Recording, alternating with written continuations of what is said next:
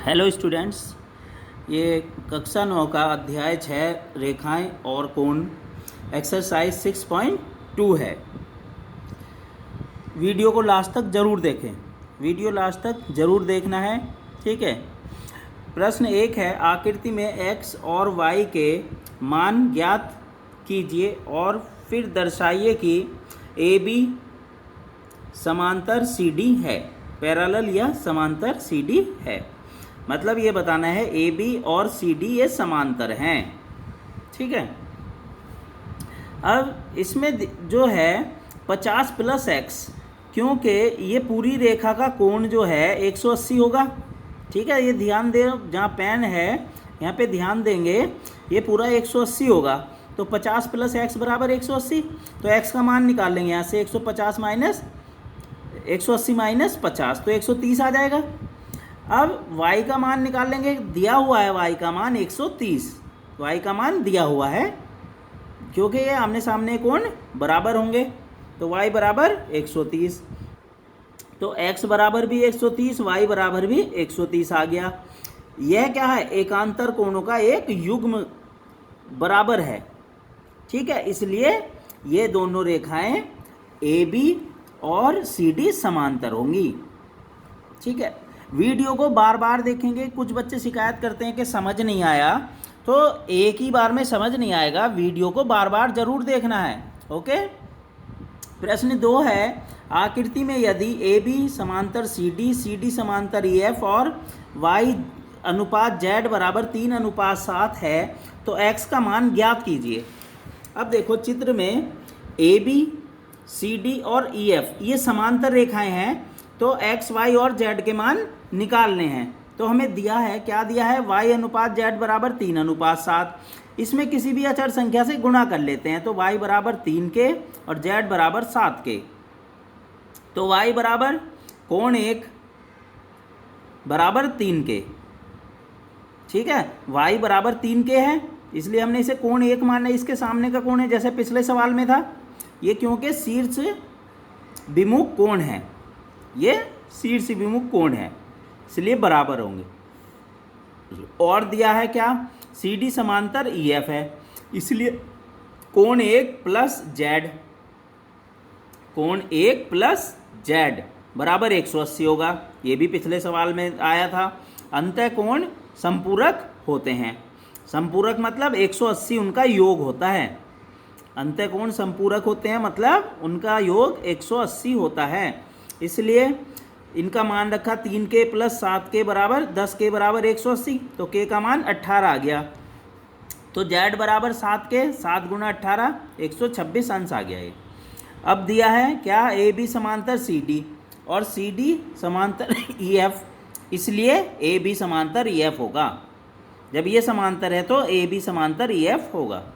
तो x बराबर z बराबर 126 डिग्री, ये एकांतर कोण है, ये बराबर होंगे, इसलिए ये क्यों एकांतर कोण है। तीसरा सवाल है, आकृति में यदि AB समांतर CD, EF परपेंडिकुलर या ये 90 डिग्री का कोण बना रही हैं, EF परपेंडिकुलर CD और कोण क्या है? GED बराबर 126 है, तो कोण AGE, कोण GEF और कोण FGE ज्ञात कीजिए। ये चित्र दिया है, ठीक है। दिया है, क्या दिया है? AB समांतर CD, इसलिए क्या होगा? कोण AGE बराबर GED होगा। कोण AGE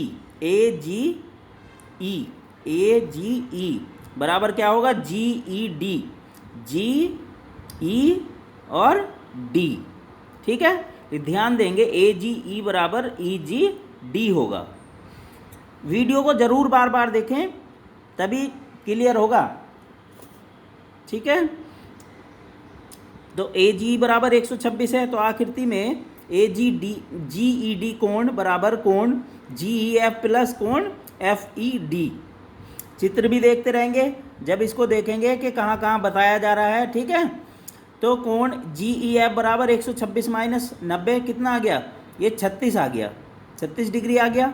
तो क्या दिया है? AB समांतर CD है, इसलिए कोण FGE + 126 बराबर 180, मतलब इनका योग 180 होगा। तो एफ जी ई बराबर 180 माइनस 126 बराबर 54। इसका स्क्रीनशॉट बहुत आराम से स्क्रीनशॉट लेंगे, बहुत क्लियर आता है। फुल स्क्रीन कर लेंगे पहले, फुल स्क्रीन करने के बाद ही स्क्रीनशॉट लेते हैं। ओके, फुल स्क्रीन कर लेंगे, उसके बाद ही स्क्रीनशॉट लेंगे। मैं बहुत टाइम देता हूँ इसमें भी, स्क्रीनशॉट आराम से ले सकते हैं लिखने के लिए। अब चौथा सवाल है, आकृति में यदि पी क्यू समांतर एस टी, कोण पी क्यू आर बराबर 110 और कोण आर एस टी बराबर 130 है तो क्यू आर एस ज्ञात कीजिए। इसमें संकेत भी दिया है सवाल में, बिंदु आर से होकर एस टी के एकांतर एक रेखा खींची। एक रेखा ये खींच ली हमने, देखो जो चित्र तो ये दिया था, इसके समांतर एक रेखा खींच ली एस टी के समांतर, ठीक है। पी एम एक रेखा खींच ली जो आर से होकर एस टी, एक रेखा खींची एस टी के समांतर। तो इसमें क्या है, इसकी रचना हम कैसे कर रहे हैं ये लिख देंगे। इसमें कोण भी दिया है, P Q R 110, R S T 130। रचना, पी क्यू को बढ़ाने पर यह रेखा एस टी को एम पर काटती है। दिया है पी क्यू समांतर एस टी, इस कोण एक बराबर कोण दो, क्योंकि ये संगत कोण है इसलिए बराबर होंगे, क्योंकि ये संगत कोण है इसलिए बराबर होंगे। कोण 2 बराबर 130 है और कोण 2 प्लस कोण 3 कितना होगा 180, क्योंकि रैखिक युग्म है ये क्या है, रैखिक युग्म है।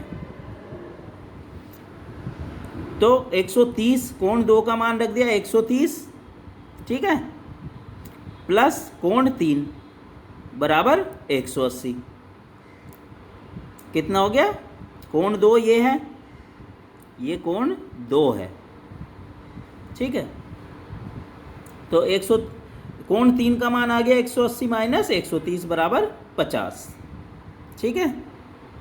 फिर कोण 5 प्लस कोण 4 बराबर 180, ये भी क्या है, रैखिक युग्म है। तो 110 प्लस कोण 4 बराबर 180 और कोण 4 बराबर 180 माइनस 110 बराबर 70। अब त्रिभुज क्यू एम आर, जो ये क्यू एम आर त्रिभुज बना है, इसमें क्या किया, कोण 3 प्लस कोण 4 प्लस कोण आर बराबर 180, इसके तीनों कोणों का योग, इसके तीनों कोण, किसी भी त्रिभुज के तीनों कोणों का योग कितना होता है 180। कोण आर ये है ना, ये 3 है और ये 4 है, ये कोणों के मान कितने होंगे 180, ठीक है।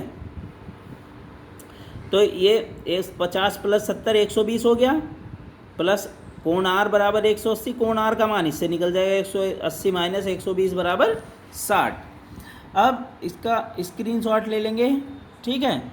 अब पांचवा सवाल है, आकृति में यदि ए बी समांतर सी डी और कोण ए पी क्यू बराबर 50 और कोण पी आर डी बराबर 127 है तो एक्स और वाई ज्ञात कीजिए। तो इसमें एक्स और वाई के मान निकालने हैं, ठीक है। दिया है, क्या दिया है कि पी क्यू समांतर एस टी है, इसलिए क्या होगा, कोण पी क्यू आर बराबर कोण ए पी क्यू होगा, क्योंकि ये एकांतर कोण है। एकांतर कोण की परिभाषा देखेंगे, अगर किताब नहीं है तो लिख देंगे कमेंट्स में, मैं किताब भी भेज दूंगा आपको, ठीक है। तो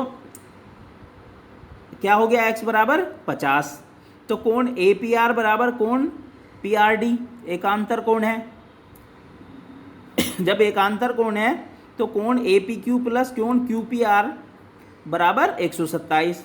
ए पी क्यू का मान रख दिया 50, तो y का मान कितना आ गया 77 डिग्री, ओके। अब है छठा सवाल, आकृति में पी क्यू और आर एस दो दर्पण हैं जो एक दूसरे के एक समांतर रखे गए हैं। एक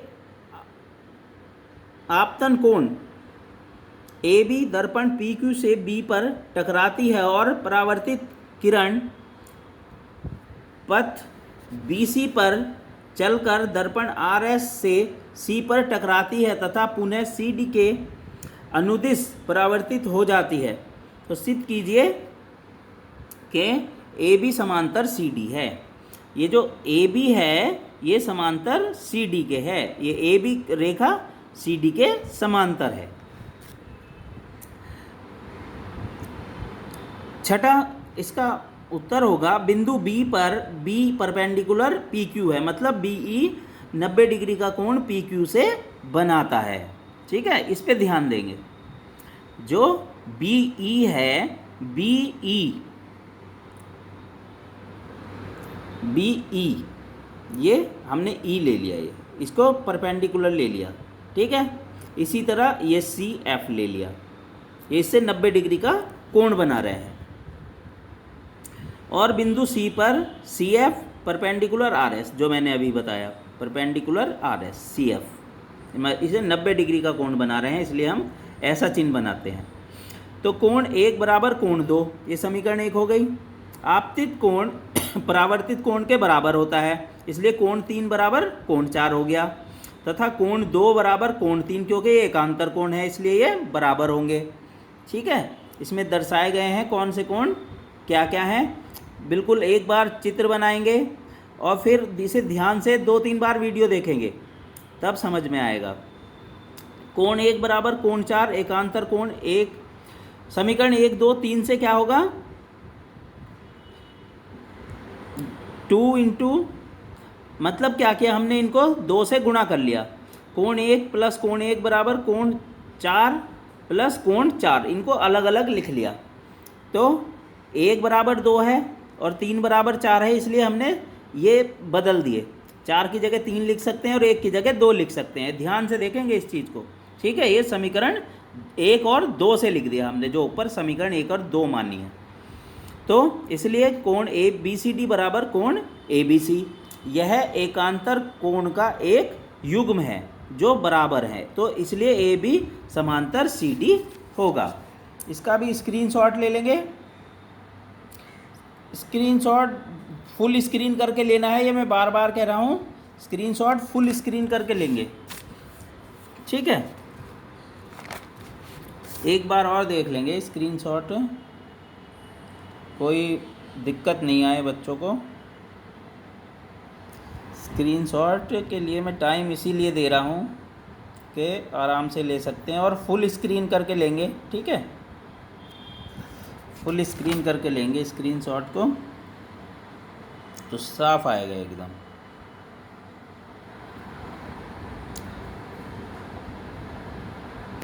ओके, थैंक यू। वीडियो को लाइक करें और चैनल को, जो नीचे लाल बटन दिया हुआ है राइट हैंड में नीचे, जहाँ वीडियो देख रहे हैं उसको ज़रूर दबाएं।